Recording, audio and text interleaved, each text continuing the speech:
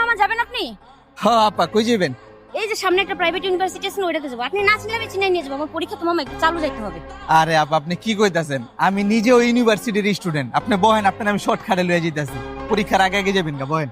আপনি মামা প্রাইভেট ইউনিভার্সিটির স্টুডেন্ট হয়ে রিক্সা চালাইতেছেন? আপনি মনে ফেল করছিলেন তাই না? ফেল করছি মানে? পাস করছি আপা, পাস কইরাও এখন রিকশা চালাই, সবই কপাল।